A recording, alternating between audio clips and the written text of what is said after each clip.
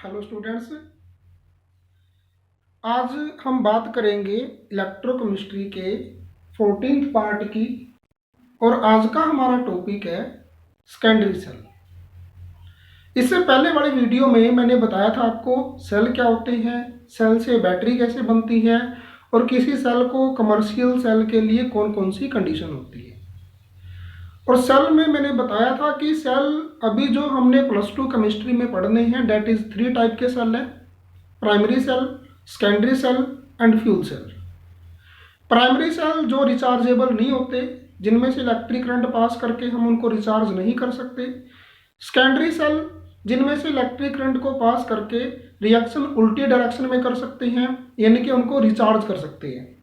Fuel cell में हम fuel डालते हैं सेल के अंदर और वो सेल उस फ्यूल की केमिकल एनर्जी को इलेक्ट्रिकल एनर्जी में कन्वर्ट करती है।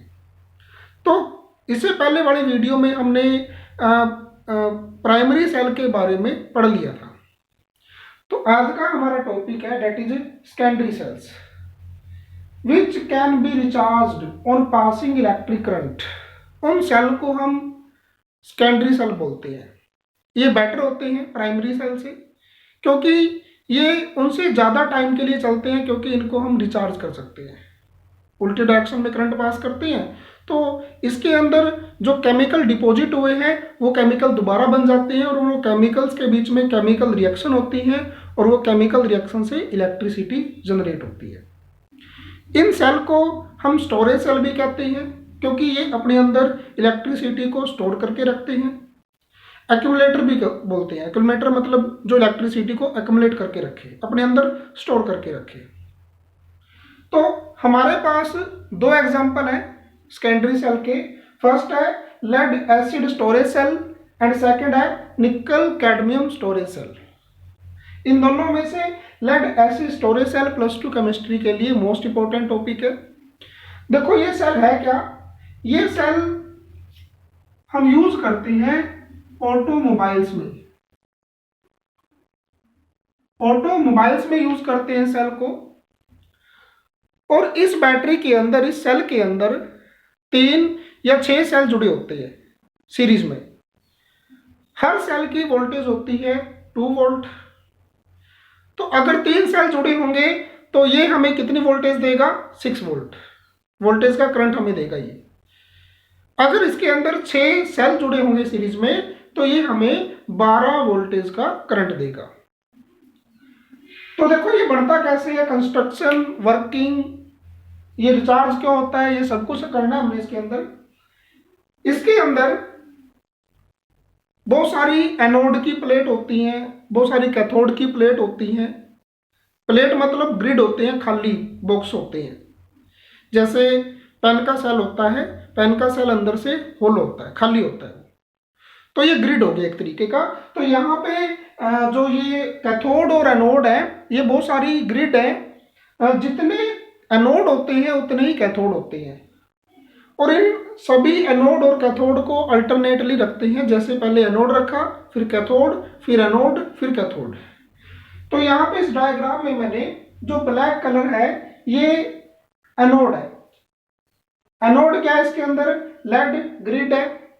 लेड का एक खाली एक ग्रिड है, एक इलेक्ट्रोड है ये, जिसके अंदर स्पंजी लेड भरा हुआ है। स्पंजी लेड का मतलब है कि लेड का फाइन पाउडर इसके अंदर भरा हुआ है।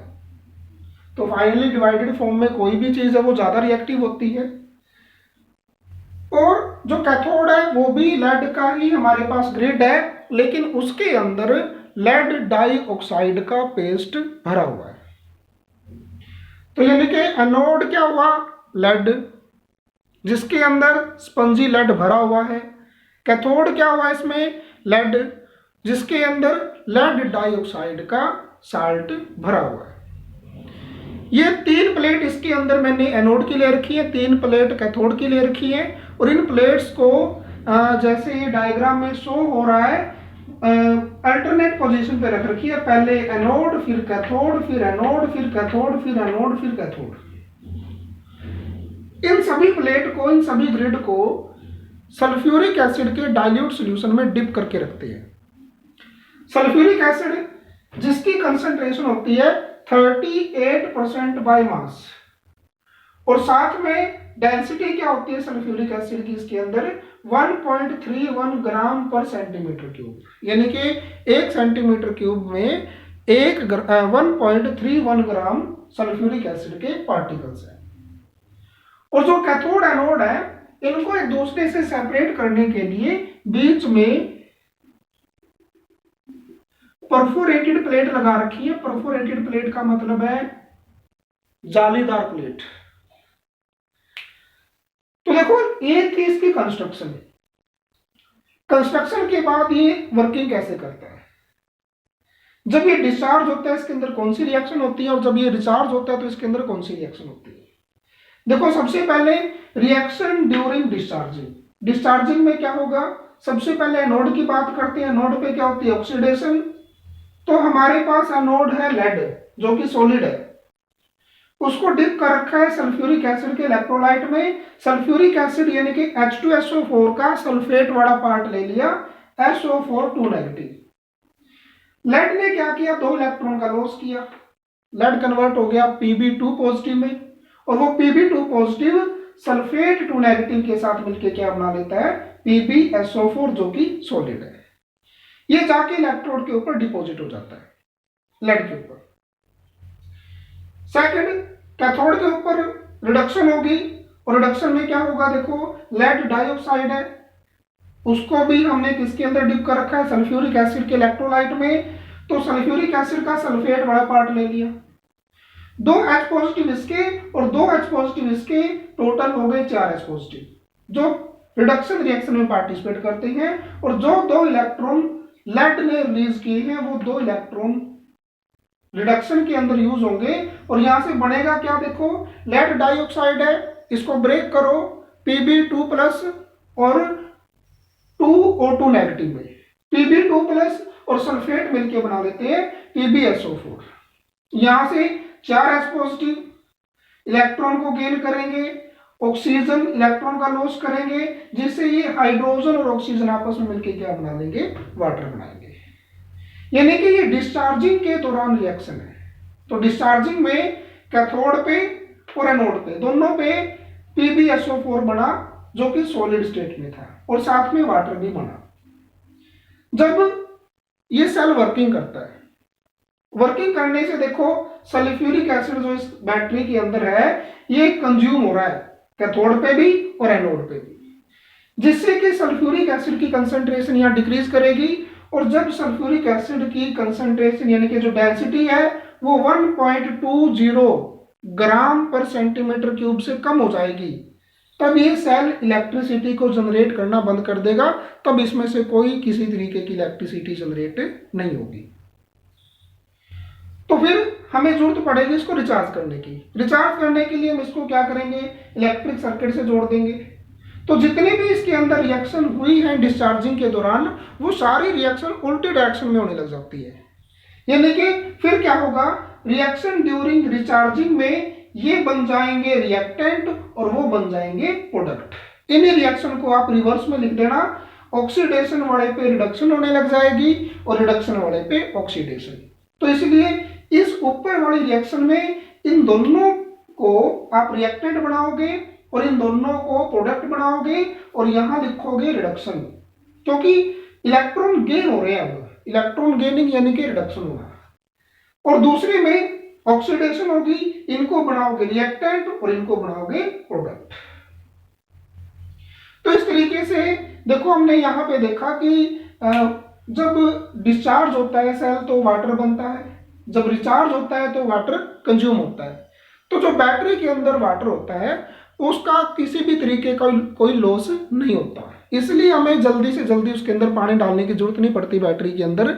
लेकिन फिर भी हम टाइम टू टाइम वाटर उसके अंदर ऐड करते हैं। उसका रीजन है कि यहाँ तो वाटर जितना बढ़ा उतना खर्च हुआ, फिर बढ़ा उतना खर्च हुआ, लेकिन जो वाटर उसके अंदर कम हुआ है वो किसकी वजह से कम हुआ, water time to time evaporate होता रहता है, जिसकी वजह से सेल के अंदर वाटर का कंटेंट कम हो जाता है, और फिर रिचार्जिंग के दौरान वाटर की जरूरत पड़ती है, वो वाटर उसके अंदर अवेलेबल नहीं होता, जिसकी वजह से सेल हमारा सूख जाता है और थोड़े दिनों बाद खराब हो जाता है। इसीलिए टाइम टू टाइम सेल के अंदर वाटर ऐड करना जरूरी होता है। और एक क्वेश्चन और आता है इसमें कि इसको रिचार्ज क्यों कर सकते हैं, क्योंकि यहां पे डिस्चार्जिंग के दौरान लेड सल्फेट बनता है एनोड पे भी और कैथोड पे भी, और ये बनता है सॉलिड स्टेट में। ये इलेक्ट्रॉन को गेन भी कर सकता है रिचार्जिंग के दौरान। देखो रिचार्जिंग के दौरान क्या करेगा, इलेक्ट्रॉन को गेन करेगा, और डिस्चार्जिंग के दौरान ये इलेक्ट्रॉन को लॉस करेगा। डिस्चार्जिंग मतलब रिचार्जिंग के दौरान जो है इलेक्ट्रॉन को गेन करेगा और डिस्चार्जिंग के दौरान इलेक्ट्रॉन का लॉस करेगा। तो जो लेड सल्फेट है इसका रीजन यही आएगा कि जो लेड सल्फेट है वो एनोड और कैथोड दोनों पे बनता है और वो सॉलिड स्टेट में होता है, और वो इलेक्ट्रॉन को गेन भी कर सकता है और इलेक्ट्रॉन का लॉस भी कर सकता है। तो ये इसीलिए ये रिचार्जेबल है, इसको रिचार्ज कर सकते हैं। तो कई बार हम ऑब्जर्व करते हैं कि ठंड के टाइम पर जो है बैटरी डेड हो जाती है, उसके अंदर से इलेक्ट्रिसिटी जनरेट नहीं होती। वो इसलिए होता है क्योंकि जो बैटरी के अंदर इलेक्ट्रोलाइट है वो विंटर टाइम में जम जाता है। फिर हमें उसके अंदर इस तरीके से करंट पास करना पड़ता है ताकि जो उसके अंदर जमा हुआ इलेक्ट्रोलाइट है वो जो है लिक्विड फॉर्म में आ जाए। तो इसलिए कई बार जो है बैटरी को गर्म किया जाता है, गर्म पानी में डाला जाता है बैटरी को, या फिर कई बार उसको उसके अंदर से इलेक्ट्रिसिटी के उस जो है हाई अमाउंट में पास की जाती है उसके अंदर से इलेक्ट्रिसिटी, जिससे उसके अंदर इलेक्ट्रोलाइट जो है वो दोबारा से जनरेट हो जाए, बन जाए। सेकंड है निकल कैडमियम स्टोरेज सेल। ये सेल यूज करते हैं पेजर में, फोन में, मोबाइल फोन में, और इलेक्ट्रिक सेवर जो होते हैं उनके अंदर यूज करते हैं। इस सेल के अंदर एनोड क्या है, कैडमियम ग्रिड है, जिसके अंदर स्पंजी कैडमियम भरा होता है। बिल्कुल ऐसा ही है जो कैथोड कोई मेटल होती है और उसके अंदर निकल ऑक्साइड, निकल डाइऑक्साइड NiO2 भरा होता है। इलेक्ट्रोलाइट रहते हैं इसके अंदर पोटेशियम हाइड्रोक्साइड। तो डिस्चार्जिंग के दौरान क्या रिएक्शन होगी, देखो ऑक्सीडेशन में ऑक्सीडेशन होती है एनोड पे इलेक्ट्रोड कौन सा है, कैडमियम। तो कैडमियम लिया, कैडमियम को किस में डिप कर रखा है, पोटेशियम हाइड्रोक्साइड में। हाइड्रोक्साइड का OH नेगेटिव पार्ट ले लिया क्योंकि कैडमियम यहाँ पे पॉजिटिव होगी। तो कैडमियम 2 इलेक्ट्रॉन का लॉस करेगी, कैडमियम चेंज हो जाएगी Cd2+ में, और Cd2+ और OH नेगेटिव आपस में मिलकर बना लेंगे CdOH जो कि सॉलिड होता है। रिडक्शन में हमारे पास इलेक्ट्रोड के अंदर क्या है, निकल डाइऑक्साइड है, एक्वस KOH यूज किया है तो वाटर भी होगा, और जो 2 इलेक्ट्रॉन कैडमियम रिलीज करेगा वो ये गेन करेगा। यहां से निकल को आप ब्रेक करोगे Ni2+ में और ऑक्सीजन 2 नेगेटिव में, तो वाटर को ब्रेक करोगे 2H+ और 2OH नेगेटिव में, तो निकल 2+ और 2OH नेगेटिव मिलके बना लेंगे NiOH ट्वाइस, और 2H+ और 2OH नेगेटिव मिलके बना लेंगे 2OH नेगेटिव। ये डिस्चार्जिंग के दौरान रिएक्शन होती है। और डिस्चार्जिंग में देखो कैडमियम हाइड्रोक्साइड और निकल हाइड्रोक्साइड दोनों ही सॉलिड स्टेट में बने हैं। इसका मतलब है इलेक्ट्रॉन का लॉस भी कर सकते हैं, इलेक्ट्रॉन को गेन भी कर सकते हैं। तो इसीलिए ये सेल भी रिचार्जेबल है। एक छोटी सी बात और है इसके बारे में कि इसके अंदर से जो वोल्टेज ड्रॉप आउट होती है, कितनी वोल्टेज हमें इसके अंदर से मिलती है, दैट इज 1.40 वोल्ट। ये 1.40 वोल्ट का सेल होता है। और इसके साथ एक इफेक्ट जुड़ा हुआ है, that is memory effect. Memory effect का मतलब है कि ये अपनी मेमोरी खुद ही भूल जाता है कि इसकी स्टोरेज कितनी है। जैसे एक एग्जांपल से समझते हैं इसको कि एक बैटरी है, इस बैटरी की कैपेसिटी अपने आप में 100% है, पूरी भरी हुई है। लेकिन जब ये मतलब कि 20% रह जाती है, तो मान लो हमने इसके अंदर इलेक्ट्रिसिटी की वायर जोड़ दी और इसको रिचार्ज किया, कंप्लीट रिचार्ज होगी। फिर डिस्चार्ज हुई, 20% रहेगी, तो फिर से हमने क्या किया, इसको रिचार्ज किया। तो ऐसा करते करते अगर बहुत टाइम हो जाता है तो ये सेल जो है यहां से ये 20% जो है जो साल्ट है ये जम जाता है, ये यूज ही नहीं हो पाता, तो फिर बैटरी की कैपेसिटी रह जाती है 80%। इसलिए जब भी हम बैटरी को रिचार्ज करेंगे दिखाएगा तो ये 100% की 100% रिचार्ज है, चार्ज है, लेकिन जब इसको कंज्यूम करेंगे तो इसके अंदर से इलेक्ट्रिसिटी हमें सिर्फ 80% ही मिलेगी, क्योंकि 20% की इसकी मेमोरी लॉस्ट हो चुकी है। तो मेमोरी इफेक्ट इसे बोलते हैं, जो ज़्यादातर निकल वाले जो स्टोरेज सेल होती है उनके साथ ही ये इफेक्ट जुड़ा होता है।